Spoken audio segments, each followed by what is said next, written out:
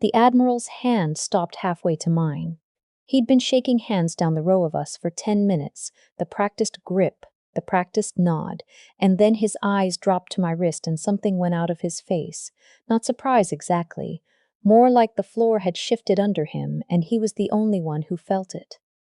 He looked at the watch on my wrist the way you'd look at a name you hadn't said out loud in 40 years. "Where did that come from?" he said. It wasn't really a question. His voice had dropped under the noise of the room so that only I could hear it. I thought he was admiring it, the way men his age sometimes admire old steel. "It was my grandmother's," I told him. "She passed in the spring." He didn't say anything for a second. The hall went on around us, the clink of glasses and the murmur of speeches not yet given, flags hanging limp along the wall, and the Admiral just stood there with his jaw working like he was deciding something.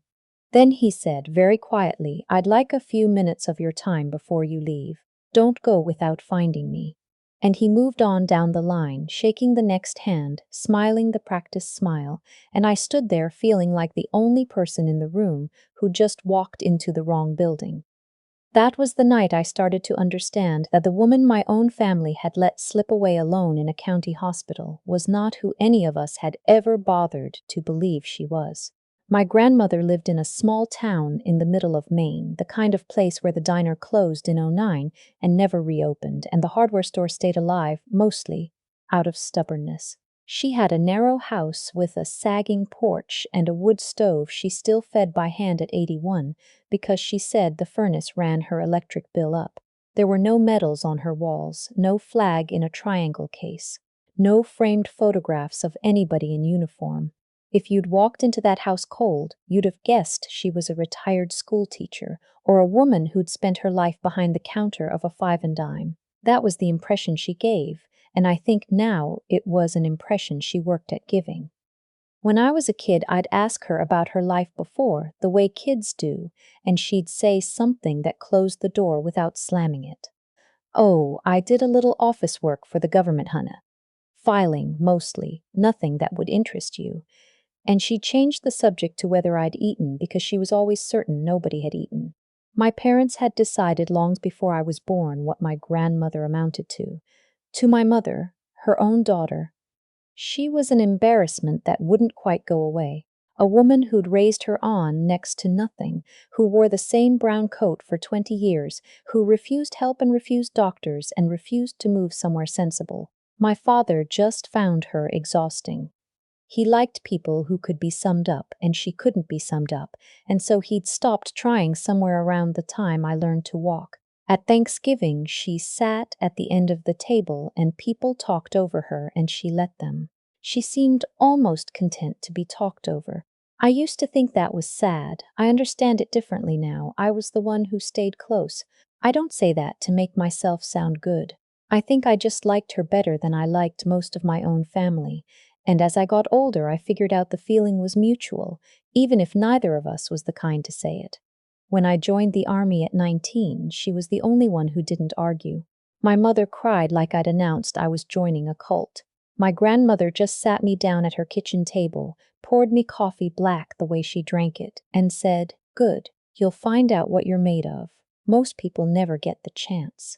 That was the whole speech. I'd been in 11 years and was stationed down at Fort Drum when the call came, not from my mother, from a neighbor of my grandmother's, an older woman 2 houses down, who'd noticed the porch light hadn't gone off in 2 days. My grandmother had gone down in her kitchen sometime in the night. The neighbor had found her on the floor by the stove, conscious but gray, and the ambulance had taken her into the county hospital 40 minutes away. No family had been called because my grandmother, even half out of it, had told them not to bother anyone. I put in for emergency leave that night and drove 8 hours straight through. By the time I got there, she was small in the bed, a tube in her arm, monitored. Keeping patient little time, she knew me right away. Her eyes came up and she almost smiled, and she said, "You drove all that way for nothing. I'm just tired." I told her she wasn't allowed to talk like that. I told her my mother was coming, that they were all coming. She looked at me a long time, and then she said, gently, like she was trying to spare me, "No, honey, they won't, and that's all right. You're here." She squeezed my hand once, and I felt how little strength was left in it. I called my mother from the hallway. I told her where we were, what the doctors had said, that it might be days and might be hours. There was a pause, and then my mother said she'd see what she could do. She had a lot going on that week, and maybe she'd come up over the weekend if things were still serious. I remember standing in that fluorescent hallway with the phone against my ear, thinking I had misheard. I hadn't. My grandmother died 2 days later in the early morning while I was holding her hand and pretending to read to her. There was no last revelation, no confession, just her breathing getting longer and farther apart until one breath didn't have another one behind it. I sat there a while after. The nurse came in eventually and was kind about it. When I called to tell my mother, she was quiet for a moment, and then she said, "Well, at least it was peaceful." And then she asked in the same breath whether I knew if there was a will because she didn't want this dragging out. Nobody offered to plan the funeral. Nobody asked what my grandmother might have wanted. So I did it. I drove into town and arranged the simplest service the funeral home offered, a pine box and a plot in the little cemetery on the edge of town, bordered by birches and the sound of the county road. 6 people came.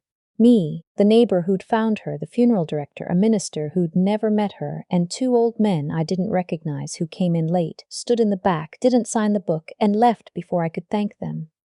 One of them touched the edge of the casket on his way out and said something I couldn't hear. My mother sent flowers. My father didn't come. My brother texted that he was sorry. Work was insane. He'd call me later. He didn't call me later. I stood at the graveside in the cold and listened to the dirt come down and felt something take up residence in my chest that I still can't fully name. It wasn't anger, not yet. It was more like grief with a question buried inside it. After, I went back to her house to start going through her things because somebody had to, and it was going to be me. Most of it was exactly what you'd expect from a woman who'd lived 8 decades on very little. Folded dish towels gone thin in the buttons, paperback mysteries with the spines broken white, a toolbox in the cellar, oiled and orderly, every tool in its place. In the bottom drawer of her bedroom dresser, under a layer of cedar-smelling slips and handkerchiefs, I found the watch. I knew it instantly. She'd worn it every single day of my life. A plain steel field watch on a worn leather band, the kind of thing that looked like it had come out of a surplus store, with a black face and white numbers and a second hand that still swept. She never took it off. Not when she did dishes, not when she gardened, not even, I'd noticed once as a girl, when she slept. When I'd asked her about it, why that ugly old watch when I'd seen prettier ones in her drawer, she'd turned it over on her wrist and said, "It keeps me honest, reminds me who I am." That was all. She never said it again, and I never asked again. I turned it over now. On the back of the case, where you'd expect a serial number or nothing at all, there was a small mark etched into the steel. Not a brand, not initials. A little geometric figure, a few intersecting lines inside a partial circle worn shallow by the years but deliberate. I'd never noticed it. You'd have had to take the watch off her wrist to see it, and nobody ever had. I put it on. I told myself it was just because it was hers. I wore it back to base. I told myself I'd take it off eventually. I never did. My parents sold her house inside of a month. My father handled it. "She doesn't need it now," he said, like that settled something. They split what little money there was. Nobody fought over the watch because nobody knew it existed. As far as my family was concerned, my grandmother had left behind a brown coat, a coffee can of buttons, and a problem that had finally solved itself. I went back to drum and back to the rhythm of the work. I'm a sergeant, a medic, and there's a lot of comfort in a job that tells you what to do with your hands. But the thing in my chest didn't go away. It got louder, because the more I sat with what I knew about my grandmother, the less of it added up. She'd told me once offhand that she'd worked for the government in the 50s and 60s, office work, filing. But she'd never had a pension that looked like office work, and she'd never had Social Security records I could find. And when I went looking, quietly, the way you do when something is bothering you and you don't want to say it out loud yet, there was almost nothing. A birth certificate, a marriage license to a man who died before I was born. and a single sheet, water-stained, that listed her as having served, with a discharge date and a string of letters and numbers where the unit should have been. No unit name, no record of where. It was as if a whole stretch of her life had been carefully, professionally erased. A few weeks after the funeral, I got an invitation through my chain to a state commemoration up in the Capitol, an annual thing honoring veterans, a lot of speeches and a lot of brass and a buffet. I almost didn't go. I went in dress uniform because that's what you do. And I wore her watch because by then taking it off felt wrong, and I stood in a line of soldiers being thanked by men in good suits, and that's when the Admiral stopped in front of me, and the floor went out from under him. I found him before I left, like he'd asked. He was waiting near a side door, away from the crowd, and when he saw me coming, he didn't make small talk. He looked at the watch again, then at my face, and he said, "I owe you an apology for back there. I startled you. I startled myself." He took a card out of his jacket and wrote something on the back of it. "I want you to call this number, not the office line. This one. I'll explain what I can, which be more than you have now." He pressed the card into my hand, and his grip closed over mine for a second longer than a handshake. "Your grandmother," he said. "What was her name?" "Eleanor Hartley," I said. Something crossed his face. He nodded once, slow, like a man confirming a thing he'd been afraid of. "Call me," he said, and he was gone back into the crowd before I could ask him anything at all. I drove back to base with the card in my coat pocket and the watch heavier on my wrist than it had ever been. The little etched mark on the back of the case had stopped looking like decoration.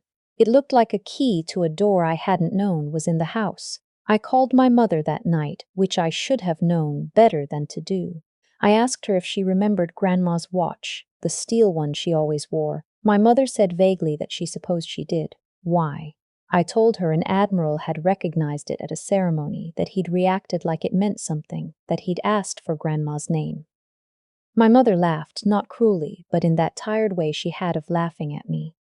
"Honey, you've always wanted her to be something she wasn't."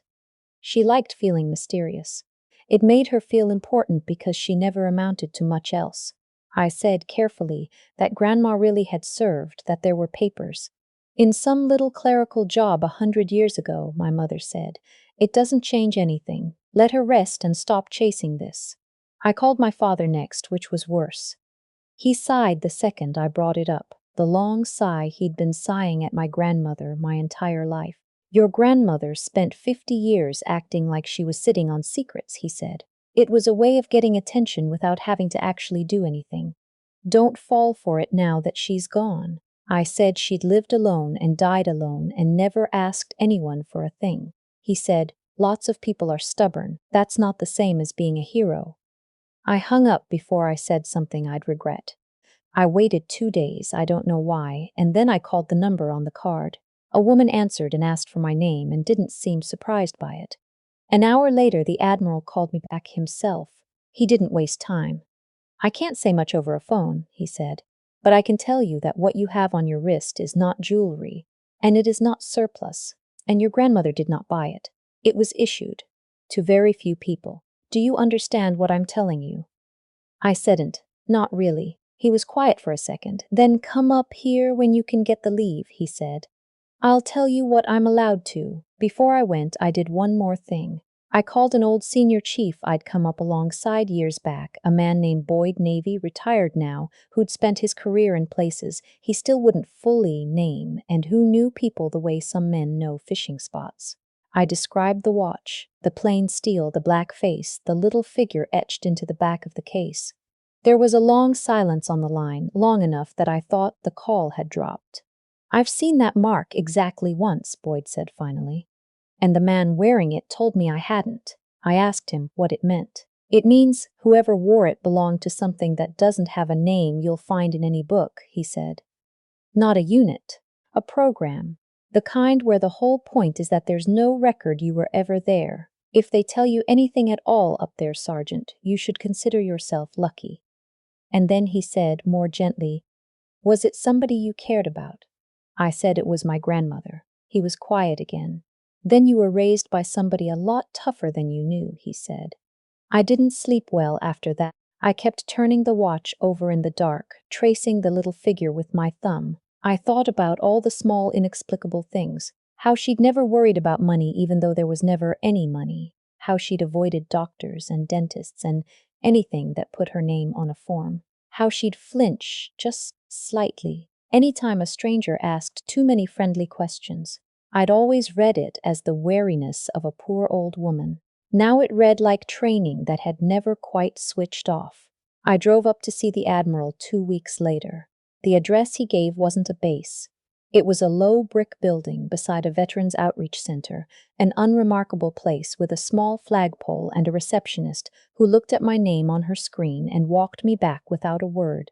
The Admiral's office had no medals on the wall, no ego on display, just 2 chairs and a desk and a single old photograph in a plain frame, a group of young people in unmarked fatigues, squinting into hard sunlight in a place I couldn't place. He stood when I came in and shook my hand, properly this time, and asked me to sit. "I want to start by apologizing again," he said.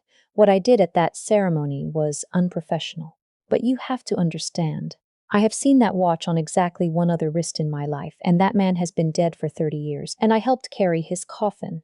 So when I saw it on a young sergeant at a buffet, I thought for a second I was losing my mind." He folded his hands on the desk. "Tell me about her. Eleanor Hartley, tell me what you knew." So I told him.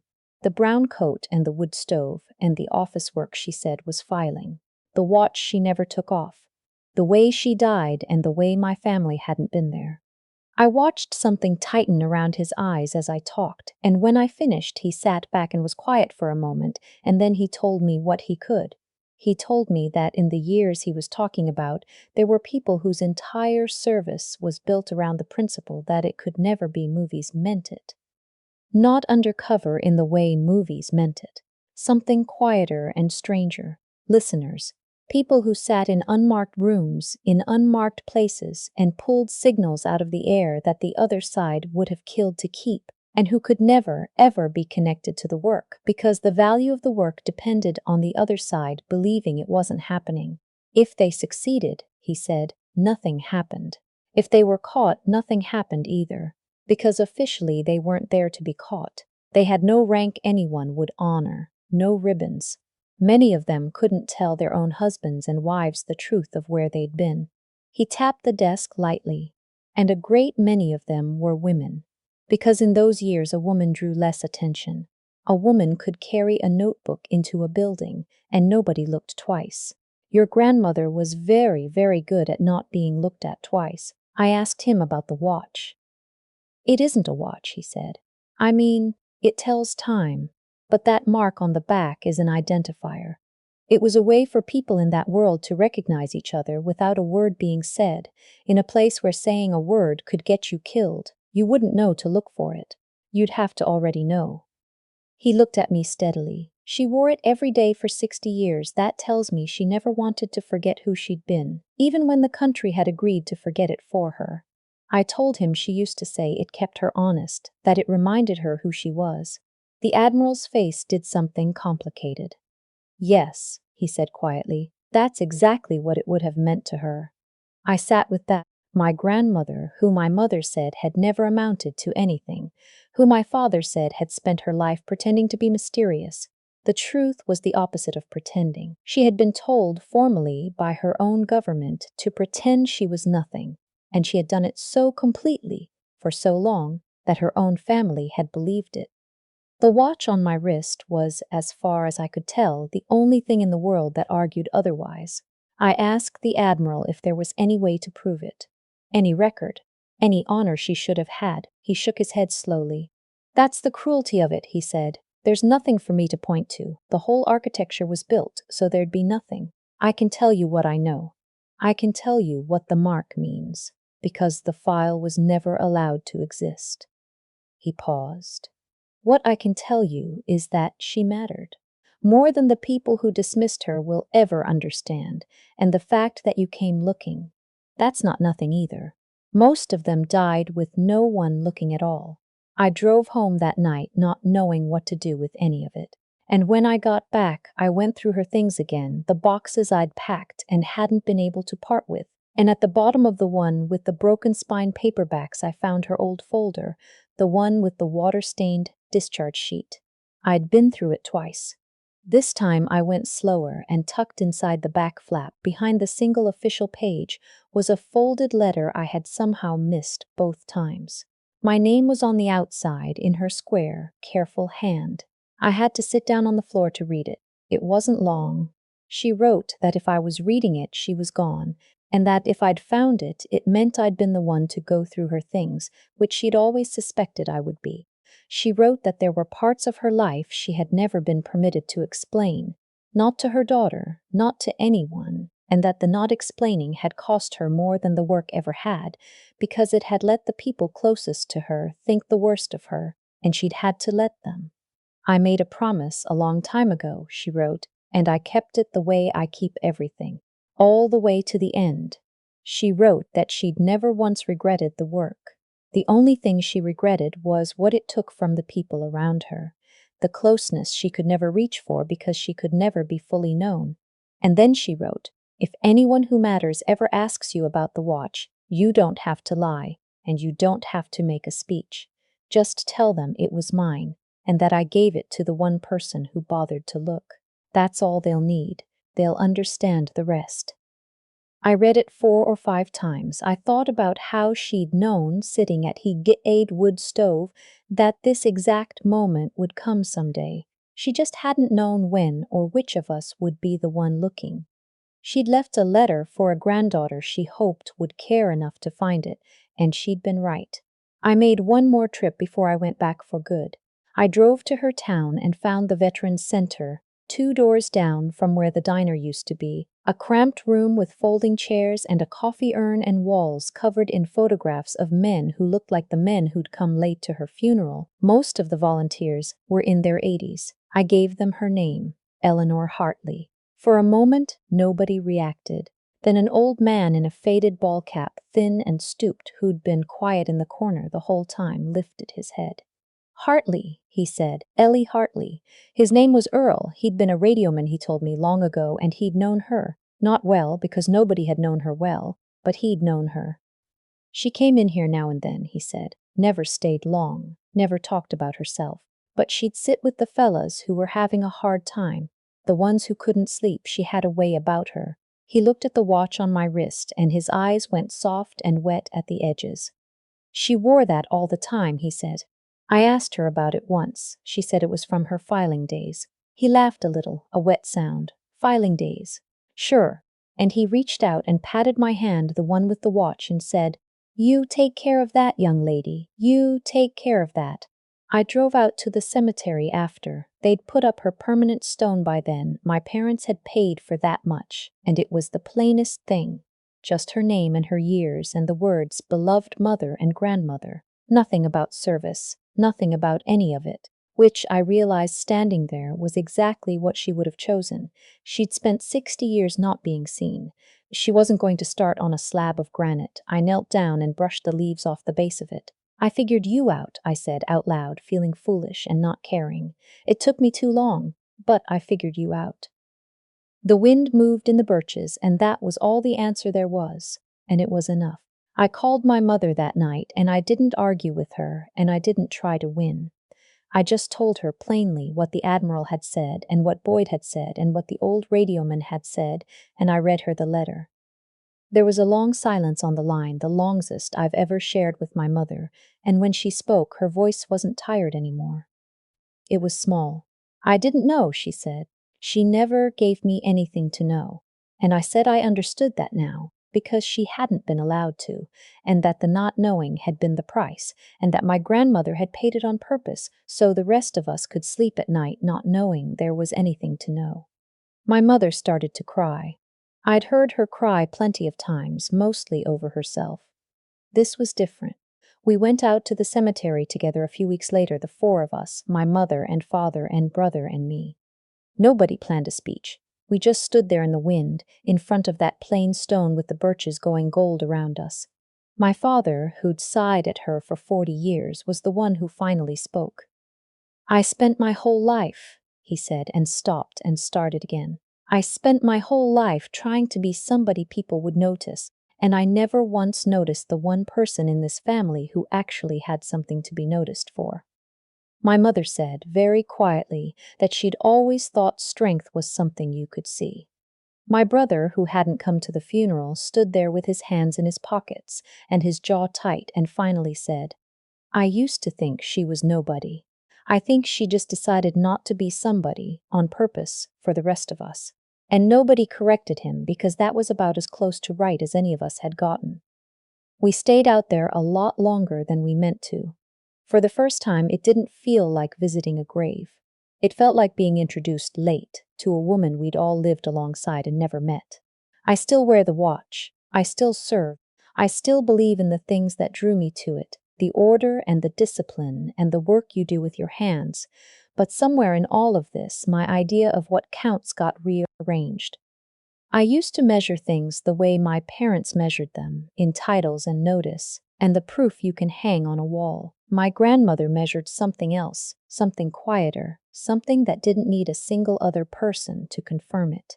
She left the world better than she found it, and she did it without ever once to need the thanks. I'm still working on becoming that kind of person. But I know now that it's the kind worth becoming. There are people like her everywhere, in your family probably. The aunt who never talks about Korea, the neighbor who fixed everybody's furnace and never sent a bill, the quiet one at the end of the table who lets the loud ones talk over her and seems, somehow, not to mind. We mistake their silence for emptiness. We assume that if a person had done something, they'd have said so, and so the ones who never say so must have nothing to say.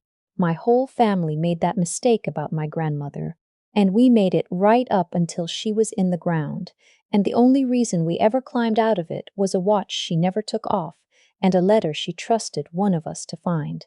So if you're listening to this and somewhere in your own family there's a quiet one, somebody you've talked over, somebody you've written off, somebody you assumed never amounted to much because they never told you they did, go find them while you still can.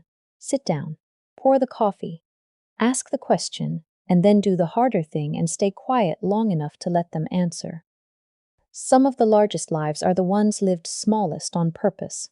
If there's a person like that in your family, do me a favor tonight and say their name out loud, even just to yourself, because someone should. My grandmother went 60 years without anyone saying hers the way it deserved to be said. I'm not going to let that happen again, and now that you know her, neither do you have to. Her name was Eleanor Hartley, and she was the strongest person I ever knew, and almost no one ever knew it. That's not going to be true anymore.